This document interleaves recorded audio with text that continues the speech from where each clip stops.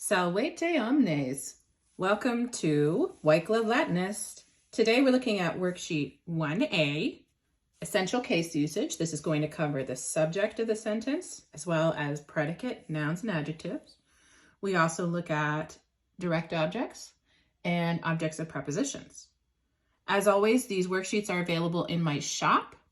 And as you go through the worksheets, you'll notice the little YouTube sign. And as we go through the worksheet, you'll see that sometimes I will direct you to another video that's a more targeted or focused video on that topic. Okay, so today we're going to start with the subject of the sentence. We've got a little bit of instruction here and then some examples. Okay, the subject of the sentence is who or what verbs. Okay, so if we look at the first example, Anna wears boots. Who wears boots is the question we're going to ask ourselves to determine the subject of the sentence. Who wears boots? Anna. Anna is the subject of the sentence. Something stinks. Okay, our verb is stinks. So we ask ourselves, what stinks? Something. Something is the subject of the sentence. So let's look at the English paragraph below, and we're going to circle or highlight, as you prefer, the subject or subject of each sentence. I always want to give you the freedom to circle or use a highlighter or underline, whichever is the most appealing option to you, go for it. Okay. All right. The Kalends is the name for the first day of a Roman month.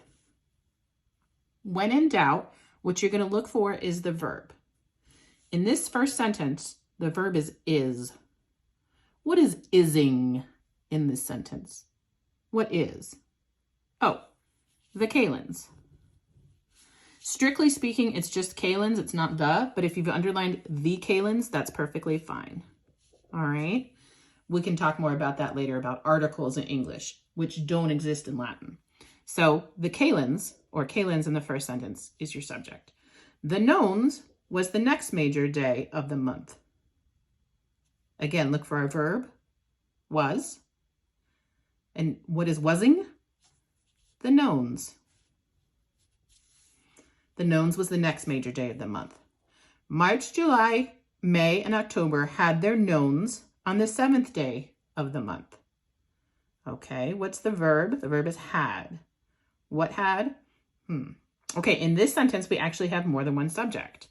March, May, July, and October are all subjects. So those would all go in the nominative case when we translate into Latin. The other months had their Nones on the 9th. Okay, your verb again is had. What had? The other months. Okay, so once again, you can underline this whole part. Technically speaking, this is your subject, but the other months is a perfectly acceptable option in my book. Next sentence, the Ides fell 7 days after the Nones of the month. Again, the Ides.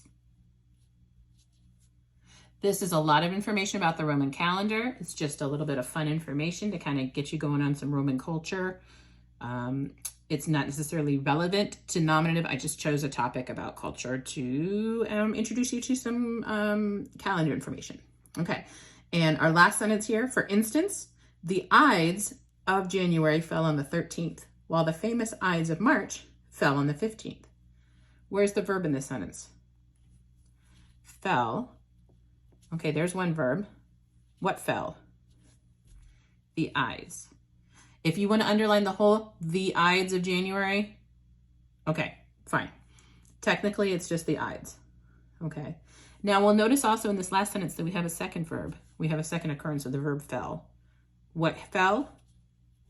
The famous Ides of March. Okay, so here the Ides is the subject. All right, so we've underlined all our subjects in each sentence. If you've never heard of the Ides of March, that's the famous date when Julius Caesar was assassinated in 44 BCE.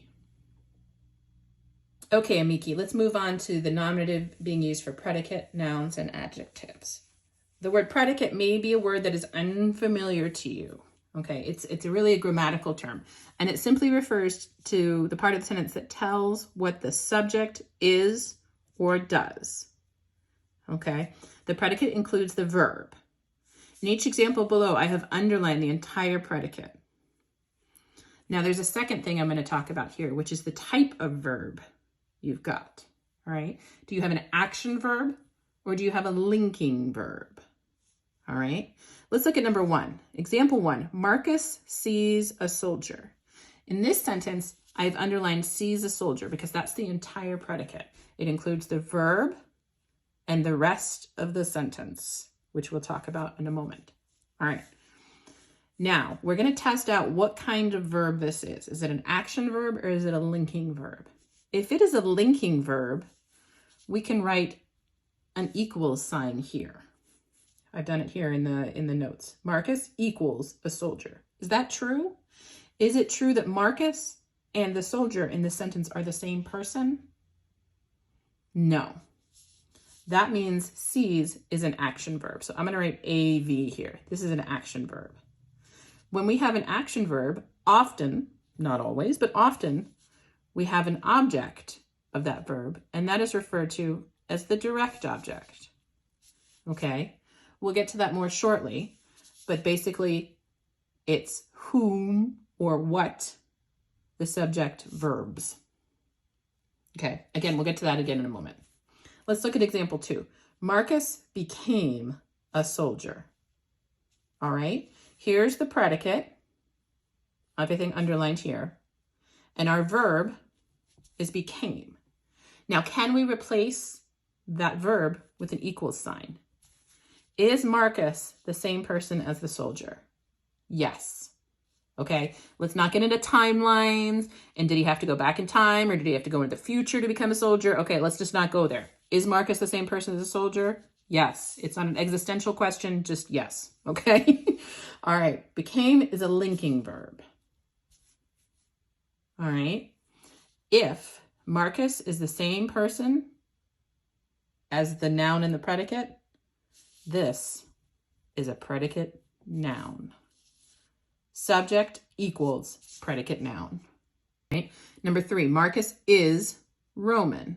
Again, I've underlined the whole predicate for you. Marcus is the subject of the sentence. Can we turn this into an equal sign?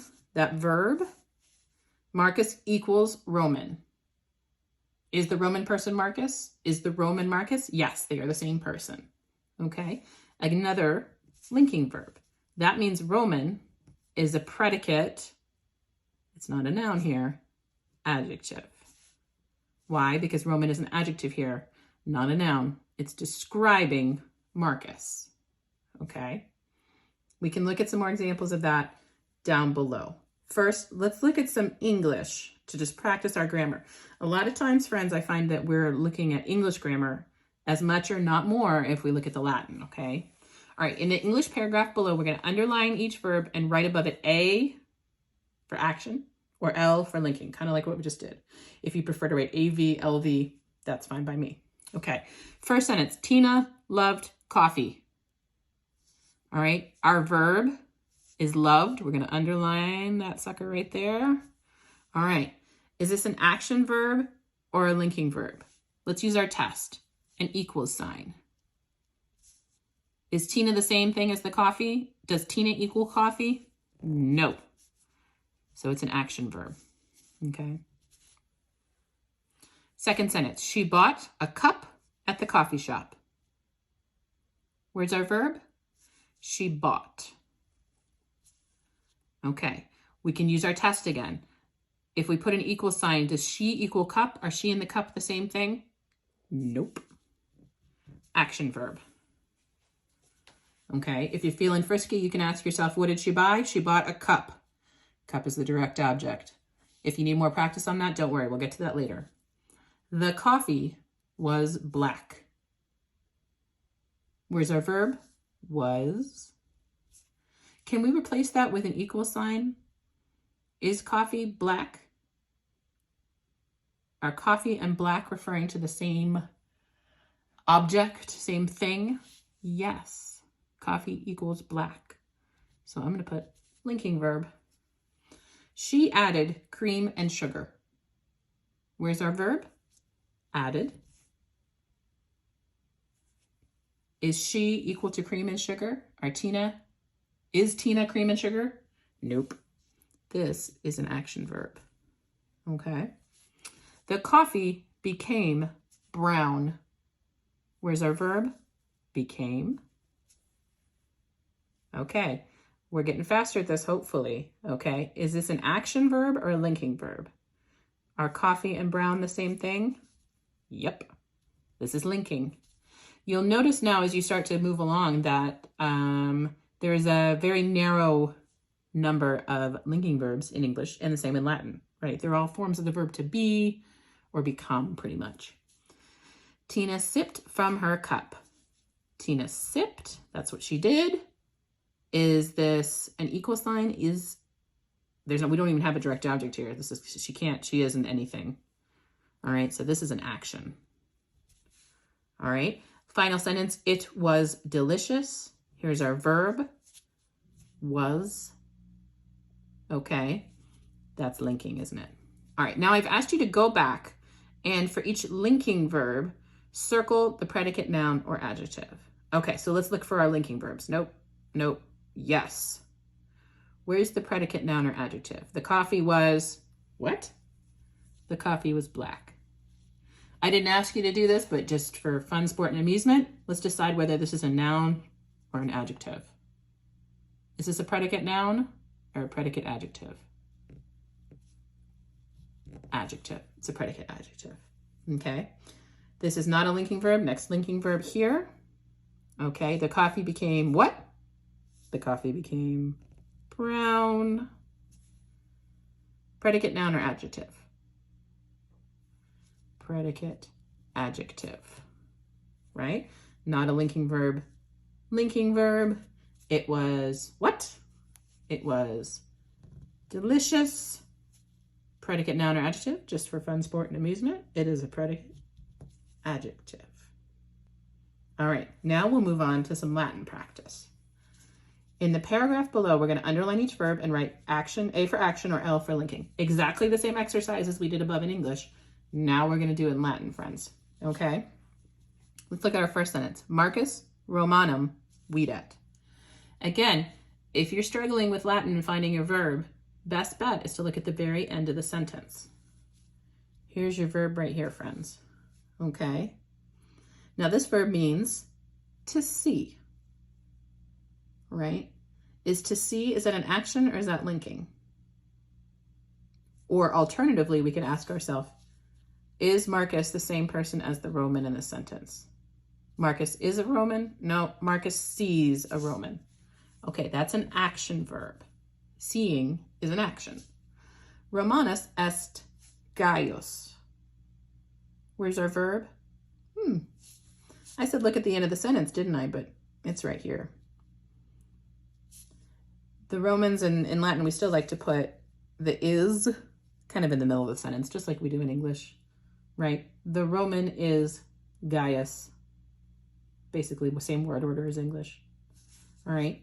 Again, this verb is, Romanus and Gaius refers to the same person. This is a linking verb. Okay. Gaius amicum habet. Where's our verb? This verb means has. Has. Is it an action or a linking? That's an action. Okay. Next sentence. Amicus est agricola. Where's our verb? Okay. Should be easy to spot now. Est. And we should be thinking now, okay, it's est. It's a linking verb. We get it. All right. Agricola est Germanus. Yep, there it is. Linking verb. Agricola feminam habet. Oops. Habet, there at the end of the sentence. Linking or action? Action. Has. The farmer has a wife. Okay, femina is a word in Latin that can mean woman or it can mean wife. It has both of those meanings. Femina est hispana. Where's our verb? Est. And yep, that's a linking verb. Okay, same exercise. We're going to go back and circle the predicate, noun, and adjective. Okay, not a linking verb. Linking verb, Romanus est Gaius. Okay, In your head, you're thinking to yourself, is that a noun or an adjective? It doesn't matter, really, okay? But if in case you're wondering, it is a noun. Ooh, I almost said the wrong thing. It is a noun, not a linking verb. Linking verb, amicus est. What? Agricola. An agricola is a farmer. It's related to the word agriculture in English, okay? And that's a predicate noun. Linking verb, agricola est Germanus. The farmer is what? He is German. That, friends, is an adjective. That's a predicate adjective, in case you're keeping track. Okay, the next sentence does not have a linking verb. This sentence has a linking verb. Femina est hispana. The woman is what? She is Spanish. Amici, we're now going to look at direct objects. We just spoke about linking verbs a good bit, but let's look at action verbs now, because as I mentioned before, action verbs often, not always, but often, can take a direct object. The direct object is the person who receives, or person or thing, who receives the action of the verb. The direct object is who or what gets verbed. So let's look at our example. Elsa wears a cape. Don't come at me, Disney. Elsa wears a cape. What does Elsa wear? What is the subject verb? A cape. Cape is the direct object of the sentence. Example number 2, the song touched my heart. What did the subject verb? What did the song touch? Oh, my heart. It touched my heart. The heart is the direct object of the sentence. Okay, here we go. We're going to talk about Tina again. We're going to circle or highlight any direct objects of action verbs. Oh, goodness gracious. If only we had a way to make this faster. Oh, gosh, wait a minute. Here, let's go look at our other exercise. Okay, why do we want to look at our other exercise? Because we've already marked which verbs in the sentence, or I'm sorry, which verbs in the paragraph are action verbs. Okay, we don't have to worry about linking verbs because linking verbs do not take a direct object. Only action verbs take a direct object. So let's look at our first sentence. Tina loved coffee. Okay, there's our verb. It's an action verb. Okay, let's ask ourselves a question. What does Tina love? Coffee. All right, there's our DO. That's our direct object. Second sentence does have an action verb. She bought a cup at the coffee shop. What did she buy, friends? She bought a cup. Again, you can circle a cup or just cup. We'll talk about that more later in Latin, but we have these things called articles in English. We don't have them in Latin. Okay, so you could circle cup or a cup. Either one is fine. Okay, the coffee was black. That's a linking verb. Do we have a direct object? She added cream and sugar. There's our action verb. She added. What did she add? Cream and sugar. Ooh, we got a 2-part direct object. Fancy. She added cream and sugar. 2 words for the direct object. Okay. She enjoyed sweet coffee. Oh my gosh, this sentence is different. What? What is this nonsense? Okay, we can't use our cheat sheet anymore. Let's look at our verb. She enjoyed sweet coffee. Okay, is this an action verb? Is she the same thing as coffee? No, so this is an action verb. Okay, she enjoyed sweet coffee. What did she enjoy? Sweet coffee. Technically, we're just going to circle coffee, and sweet is an adjective, modifying your direct object, but let's not get crazy. If you circle sweet coffee, your answer is fine by me. Your teacher or instructor may feel differently. Take it up with them. She sat and drank her coffee. Ooh, here's our verb, sat. Does it have a direct object? Nope. Does it have a predicate noun or adjective? Nope. This is an action verb that is intransitive. It doesn't have any direct object. Okay, friends? She sat, period. That's it. But she sat and drank. What did she drink? Her coffee. There's your direct object of drank. So this verb does not take a direct object. This one does. Remember I said many action verbs, but not all, take a direct object. Again, if you circle her coffee, that's fine by me. Your instructor may feel differently. Then she bought a second cup. Man, she really likes her coffee. Okay, where's our verb? She bought. What did Tina buy? She bought what? A second cup. I do have another pull-out video here, and this is about word order. and that sort of thing. And I'll put that link. Okay, we're going to do the same exercise basically again. We're looking for direct objects in this paragraph, which is the same paragraph we had before. Okay. Again, we can look at our cheat sheet. All right. And we only need to look at sentences that had an action verb.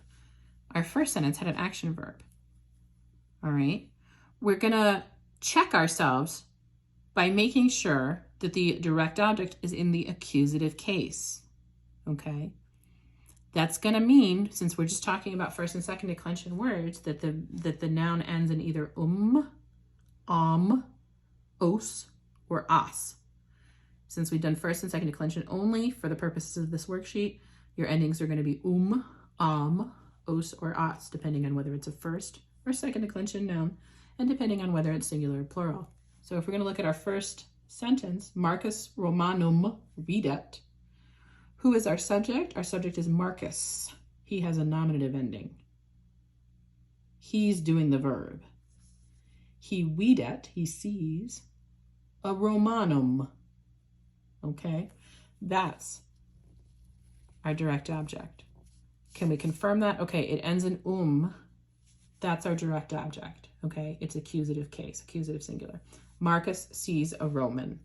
Okay, we don't care about the second sentence. Why? Because it's got a linking verb. We don't care about linking verbs right now. We're just worried about action verbs. And we're not even worried about them because we got this. All right, let's look at the next sentence, which does in fact have an action verb according to our previous work. Right? Habet is an action verb. Gaius amicum habet. Okay, we're looking for direct object. Gaius, nominative singular subject, has, what does he have? An amicum. Kind of sounds like a direct object. He has a friend. Okay, let's check our work. Amicum, is that the accusative case of amicus? Sure is. Looks like a direct object to me. Gaius has a friend. Next sentence has a linking verb. We don't care. Next sentence has a linking verb. We don't care. Next sentence has this action verb, habet, once again. Okay. Agricola feminam habet. We looked at that one earlier and we said Agricola's farmer, right? The farmer, is this the nominative case? It is, in fact. Agricola is a weirdo because there are a handful of first declension nouns that are masculine. Agricola is one of them, okay? Agricola is a masculine first declension. There are very few of them, and Agricola is one of them. The farmer has, what does he have? Something in the accusative case, a direct object, a feminam, okay? Am, let's check our work. Am is the accusative singular ending for femina. Okay, the farmer has a wife. Again, remember, femina in this context can mean a woman or a wife. So we could say the farmer has a woman. That sounds a little bit, caveman. The farmer has a woman. Okay, maybe they're not, officially married. I don't know. Okay, we don't care about this last sentence because it's a linking verb. Last section, amici, we're going to look at accusative and ablative when they are the object of a preposition. Okay, I want to make a disclaimer here because I think there may be instructors or people who know Latin who are annoyed about this. I am focusing specifically on location prepositions here. There are many more kinds of prepositions. You may have already learned some. Okay, right now, for our purposes here, we're focusing only on location. We're showing where. To school, on the table, under the tree, near my house. There are other kinds of prepositions. Settle yourself. We will get to them. Okay, friends? All right.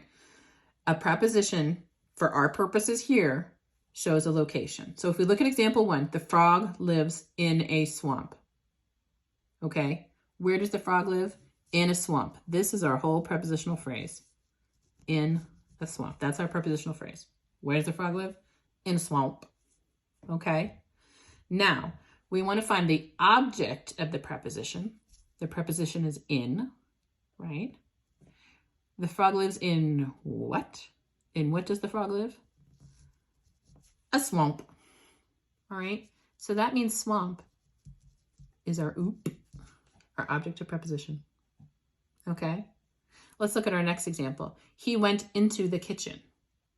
Our whole prepositional phrase includes the preposition and its object. Where did he go? He went into the kitchen. Okay. Which word there is the preposition? It's the word that shows direction or location. Okay. It's into. Into is our preposition. Into where did he go? That is so awkward in English. I'm sorry. Into what did he go? Into where did he go? Okay. He went into the kitchen. That means kitchen is your OOP, your object of preposition. Okay. Let's look at the English paragraph. Again, Disney, look away. All right. We're going to write parentheses around each prepositional phrase. Rapunzel lives in a tower. Okay. Simple English sentence. Do we see any prepositions? Do we see any phrases that show where Rapunzel lives? Oh, friends, she lives in a tower. She loves to paint on the walls. So where does she love to paint? On the walls. Again, people, there are different kinds of prepositions. We're specifically looking ones right now for our purposes to keep it simple, ones that show location. She keeps a frying pan inside the cupboard. Where does she keep the frying pan? Inside the cupboard. There is a stack of books near her chair. Now, near her chair is absolutely a prepositional phrase that shows location. In English, this bad boy right here is also a prepositional phrase. So if you're thinking next level, okay, that is a prepositional phrase in English. In Latin, it's not. It goes in the genitive in Latin, but that's higher level stuff. Okay. So if you highlight that, that's okay. That's good because you're correct. In English, that is a prepositional phrase. Okay. Out the window, she can see lanterns floating through the air. There are definitely two prepositional phrases in this sentence. We've got out the window and through the air. Okay, friends, now go back and for each prepositional phrase, circle the object of the preposition. All right, so for each of these phrases, we're going to look for the preposition in a tower. In a what? In a tower. We're going to circle that, Beb. What are we circling? We're circling. I don't even know what I wrote. In a tower. She loves to paint on the walls. On the what? On the walls. She keeps a frying pan inside the cupboard. Inside the what? The cupboard. See how easy this is, my friends. There is a stack of books. Ignore it. Near her chair. Near her what? Near her chair. Again, you can circle her chair. That's cool. You can circle a tower, the walls. I'm cool with that. Your instructor may have different thoughts on that, but I don't care. Okay. Out the window. Blunk. Through the air. See how easy it is, my friends. Okay. Now that's our English grammar component. Okay. Now this is like, I don't want you to feel like this is a wall of text, friends, but this is just some notes for you to read over, perhaps at your own leisure, to remind you, okay? When you have the vocabulary word, odd or ob or in or inter or de or ex, when you have these vocabulary words, I am trying to teach you that a preposition that shows motion toward takes the accusative. So toward takes the accusative. In our example, fulvia ad vilam ambulat. Okay, she's walking to the farmhouse. So ad takes the accusative case. Okay, when we say takes the case, we just mean it is followed by. Okay, friends? So a preposition, the object of the preposition goes in that case. Okay? So the object of odd goes in the accusative because it's showing motion toward. However, we've got the ablative showing motion away or staying still. Takes the ablative. Okay, friends? The only two possibilities for a preposition in Latin are accusative and ablative. I know that's maybe 50% more than you wanted to hear, but there's two choices, ablative or accusative. All right. So if you're going away, ab, wila, or we might say in more natural Latin, a wila. Okay. Fulvia a wila ambulat. Okay. She walks from the farmhouse, away from the farmhouse. That's your accusative case. See that wila, that long A. That's your ablative. Again, so that's walking away. Here's staying still. She is in the farmhouse. Fulvia est in wila. That's staying still. That's your ablative case. I've written here a note. Ad and ab are very similar words. But if you ever forget, write the words down. Okay? Ab, the fat part of the B, points away from the A. And it takes the ablative case. Okay? In ad, the fat part of the D points toward the A. Okay? So those are your toward prepositions, and that takes the accusative. I know, friends, it's accusative. Let's take a look at our sentence. These sentences may look a little familiar. Okay? Maria ambulat a wila. Ooh, are we having an earthquake? Nope, just jiggling. Maria ambulat a wila ad skolam. All right, you may be translating these simple sentences in your head at this point. You may not be, which is fine too. But if we look at it, we've got Maria, that's a name, right? We get Maria from it. Maria ambulat, she walks. We get the English words amble or ambulance from it. Maria walks a wila ad skolam. Okay. Those two are prepositional phrases. They're showing where she's walking. Okay. Amica quoque ambulat ad skolam. Are we starting to see how this breaks down, friends? Subject, quoque means also. Ambulat, so the friend also walks. Ad skolam, there's our ad, meaning to or toward, because the fat part of the D points toward the A, right? Okay. In via sunt multi discipuli. There are many students in via. So again, we could say there are, or we could just say many students are. Pirates. Discipuli sunt laeti. There's no prepositional phrase there. Cool. Maria et amica discipulos salutant. If you're looking for a prepositional phrase, there is also not a prepositional phrase in this sentence.